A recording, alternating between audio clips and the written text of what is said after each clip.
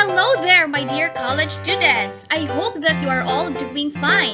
Welcome to another lesson. And our lesson for today is all about verbal and nonverbal communication. Are you all ready? Let's start. Now let's be guided with our learning objectives for our lesson for today. Now, let's read our learning objectives. Number 1.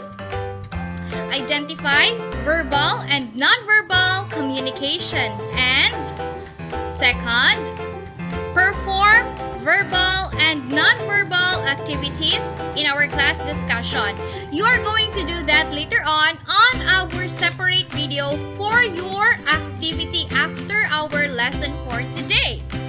Now, let's now discuss what is verbal communication. Verbal communication is the use of words to share information with other people. It can therefore include both spoken and written communication. Now, as what we always do when we say verbal communication, we always tend to think that it's all about what we say. But always remember that it can also be in written form. The verbal element of communication is all about words that you choose and how they are heard and interpreted. Remember, verbal communication requires both a speaker or a writer to transmit the message and a listener or a reader to make sense of the message. It is important to note that, please write that in your notebook, that verbal communication cannot be fully isolated from the non-verbal communication.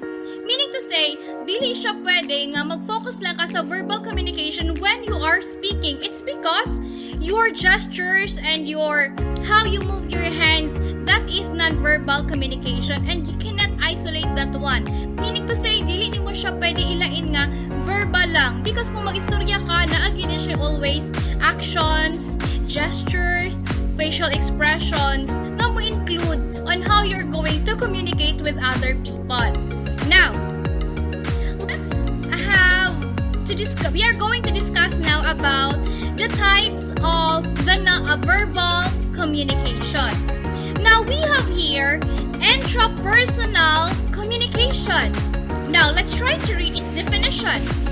Intrapersonal communication, this is your private verbal communication channel. Please take note, private verbal communication channel.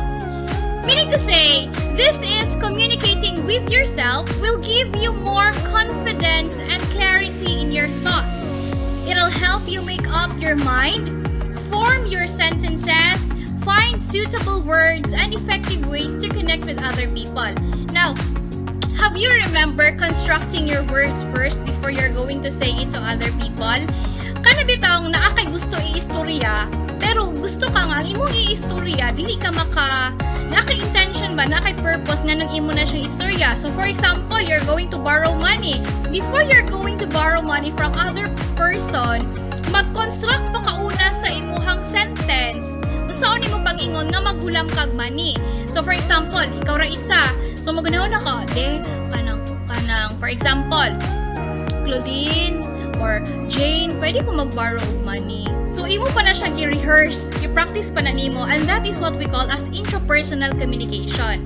Now, communicating with yourself will give you more confidence and clarity in your thoughts. It'll help you make up your mind, form your sentences, find suitable words and effective ways to connect with other people. That is the reason why kinahanglan mag-rehearse. This will help you gain your colleagues' trust in your workplace, especially if you're in your workplace. Now, let's proceed now to the second type of verbal communication. We call this interpersonal communication. You can also call this one as one-to-one verbal communication. This type of communication happens between two individuals. It'll help you understand if you're getting your thoughts across clearly. Now, Reactions, responses, and verbal and non-verbal cues from the other person will help you understand whether you're being understood or not. Now, make sure that you listen to the other person intently. Communication doesn't just mean to talk someone. It also means about listening. If you're going to talk, if you're going to communicate with other people, it is very important that you know how to listen. Okay? Dili pwede nga ikaw lang always mag-istorya.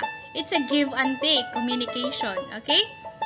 Now, let's proceed to the other type of verbal communication. We call this one as the small group communication.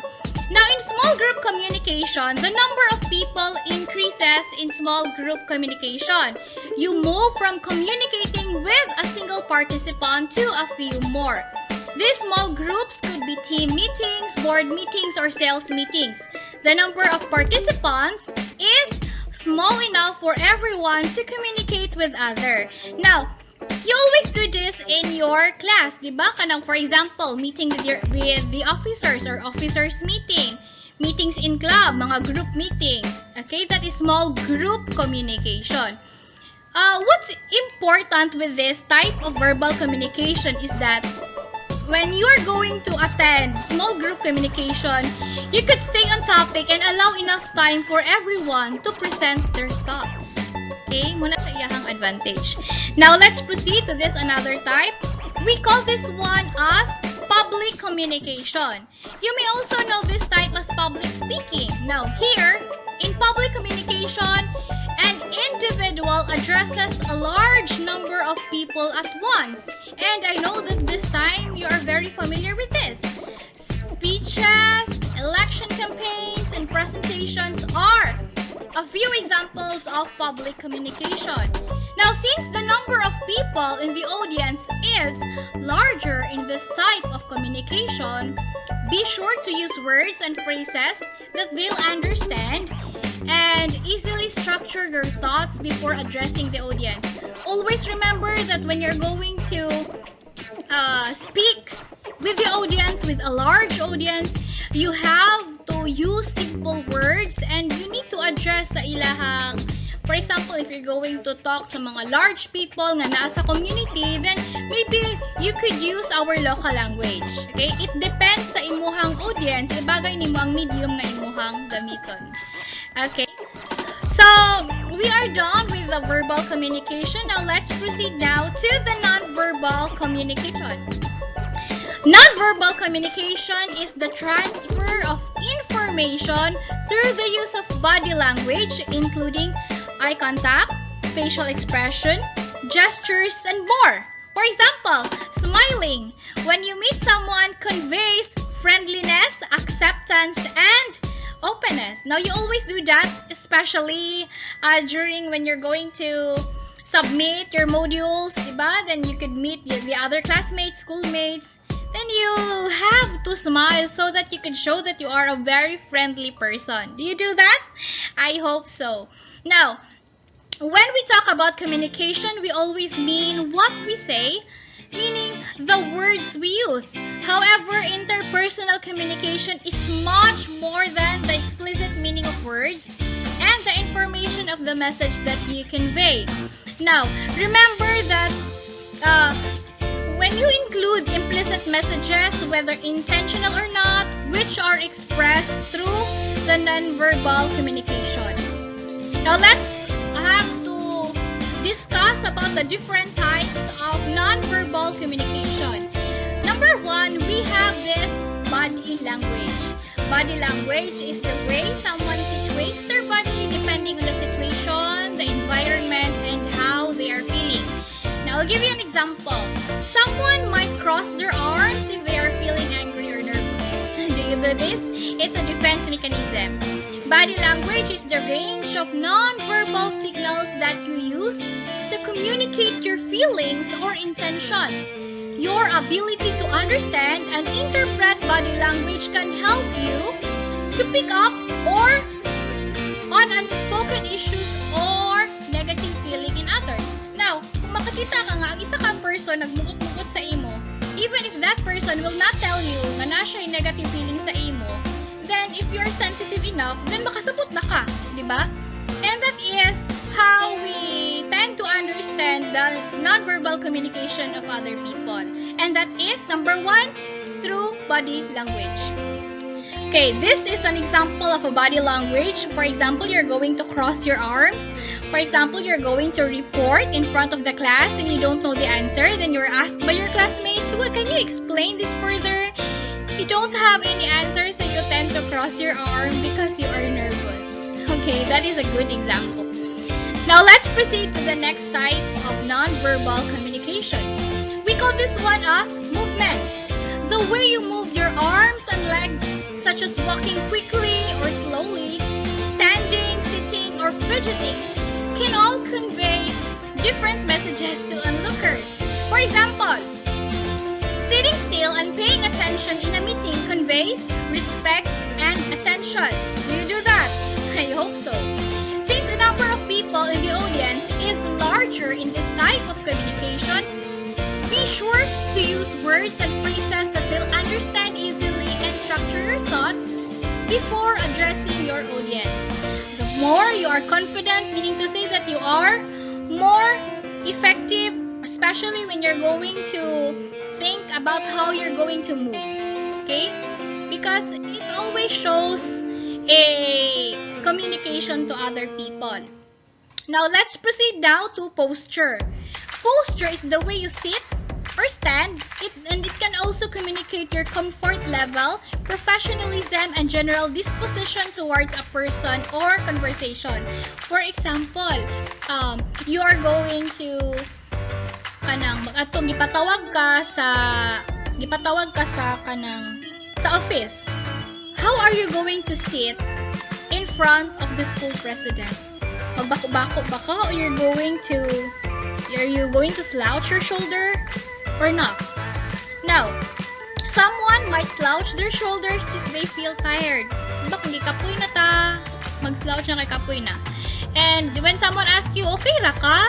You tend to say, no, okay raman ko. Diba? Di man kita maayo. We say, ang atong verbal communication lahi sa atong non-verbal communication. Okay? Someone might slouch their shoulders if they feel tired, frustrated, or disappointed. Let's proceed now to gesture. While gestures vary widely across communities, they are generally used both intentionally and unintentionally to convey information to others. Example, someone might display a thumbs up to communicate confirmation or that they feel positive about something. Do you do that? Are you familiar with thumbs up? Diba? Thumbs up means to say you're okay or yes.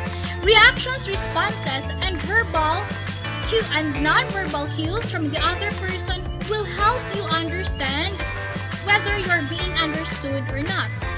Make sure that you know how to understand these gestures for you to be able to understand with each other.